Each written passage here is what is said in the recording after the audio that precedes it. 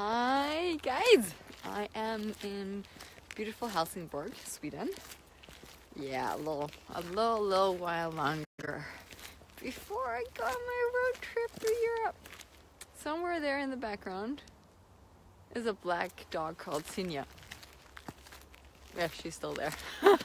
We're out for a walk, and I was looking at a couple of areas where it's very intriguing coaching people, working with different kinds of businesses and groups and projects, and I have an online course for a whole year about money in German.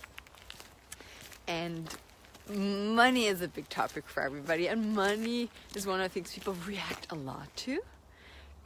There's something coming, a black thing running. That's Sinja. Hi, Sinja. Yeah, that one knows a lot about money, I can say. I always ask her when I'm in things, and she creates a very different space about money. So what I was coming to when it came to the area of money is a willingness to pay. A lot of people, they would like more. They're always asking to receive more. They're always asking to have things, I don't know, as gift, free, less. And that's awesome. And please do. And please more. But then it comes to this thing where we often choose the things that are easy instead of maybe things that would create more. I've seen it with friends. They don't want to pay for what it is. I don't know. Babysitting, dog sitting. The family has to take care of that, or the close friends. So they won't even ask questions about that because that's not in their world. So it has to be family oriented, or else there's something else wrong, or I don't know. It has to be free. Have you ever noticed that you might not be going to the question if you can pay for it, or you can find somebody and pay for the service of something, that it would maybe create sometimes much more ease in your world? But as you might not be willing to pay because you want it for free, the question doesn't even arise. And the question doesn't arise, there's not so many possibilities to contribute to you. Because if you're willing to pay, it doesn't mean you have to pay. It also doesn't mean you end up paying. I was like, where's my dog? Oh, there. People are coming, that's why I'm just checking where she is. That's one of the things I look at. Hey, the willingness to pay for something. Or is your target to get it for free? And how many things do you exclude from your life when you do not include the willingness to pay for something?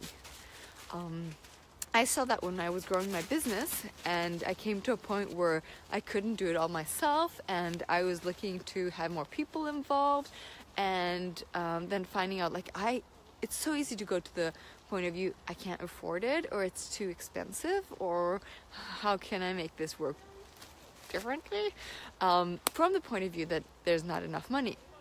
So when I looked at, but if I pay for this, if I'm really willing to pay for this, what would that create?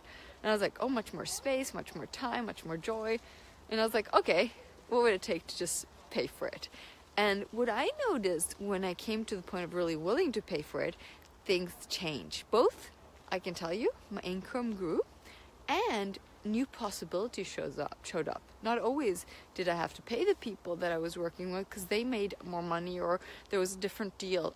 And there was definitely people I started paying for. So that is the beauty when things change and you are willing to start looking at costs, having costs that create, because it's not an expensive thing most likely, but we have made it more expensive in our brains, in our head, instead of looking at possibility, what it will create. And I'm just bringing it up because it's something that keeps on coming up with people. I'm like, what would happen if you were willing to pay for things? And that was also in your world, like something you would look at constantly, because I think so much more would show up.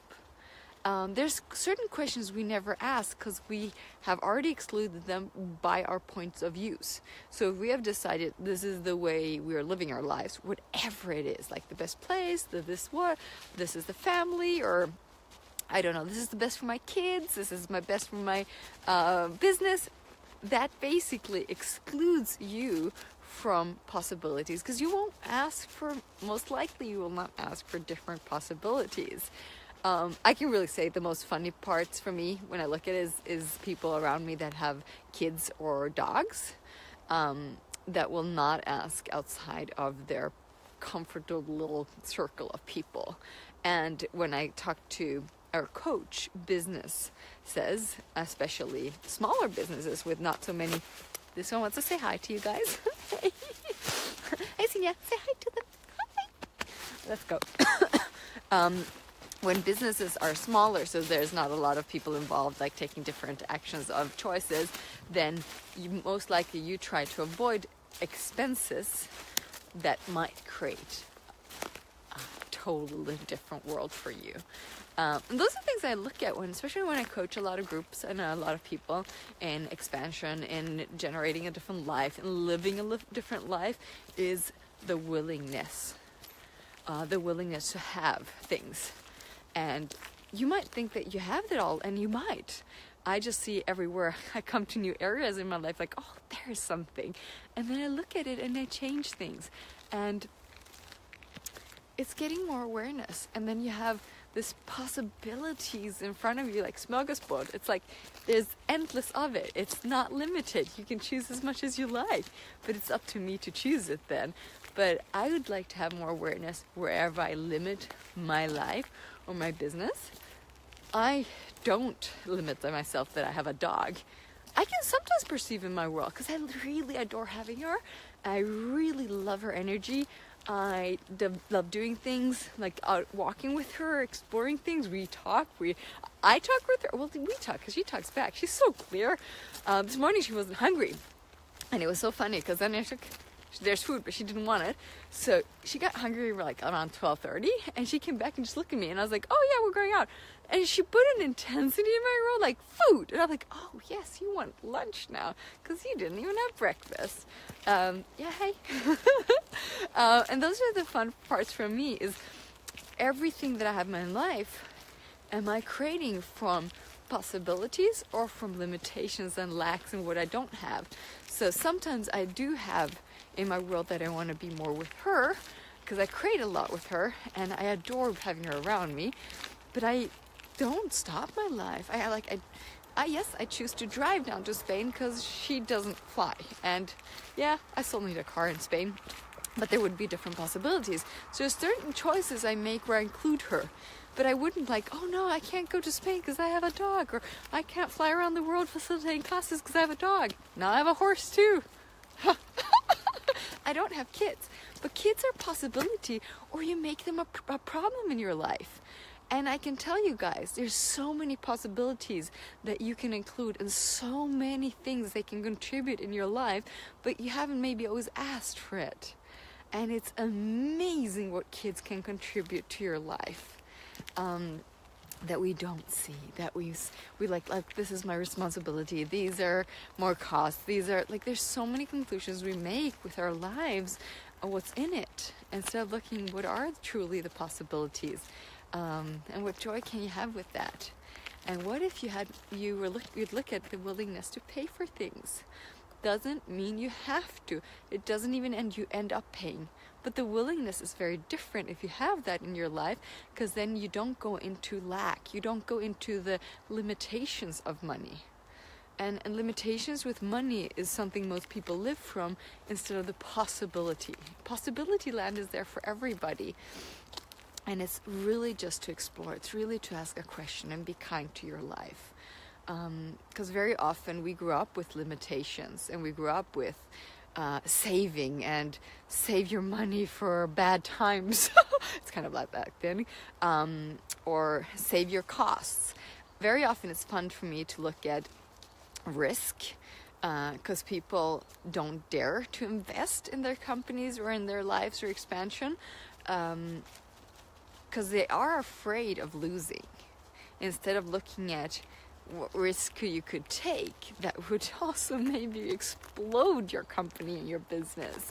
Because there is a totally different energy of possibilities in risk. Risk is not about losing, it's about creation. And when I look at most business people, they look at cost minimizing, strategic awareness around costs so we can minimize them instead of strategic awareness of what you could be creating. Yes, be aware of your costs. That's very important. Be aware of what it costs your business. Be aware of what expenses you have. And you could also be aware where you could cut expenses. But do not function from that, because that doesn't usually create more. Go more and put your energy everywhere you could create more. All the energies and possibilities, and put your focus and your energy there, because you're going to create so much more. So when I see you don't have enough money for something, I don't go like, how can I save up for that? No, what can I do to create more? And in a very short time, the money arises. And that's the fun part with possibilities for me. And well, for me, it's crazy possibilities that I can have in my life, but we're all different. And the difference is also the possibility in your life. And the things you have learned that are coming from lack or scarcity, those are things you really, truly can change. You basically can change anything. But we were not born with having scarcity and limitations. Those were entrained things in your life. And you don't have to have them. You can definitely live with possibility land. So up to you guys. Hi, Carrie. Hi, Christina. So what choices can you make today to create a much more expansive, fun life to live, and let go of the limitations that are in your life and explore what else is possible? How much more fun can you have? So have a beautiful day. Bye, guys, from Sweden here.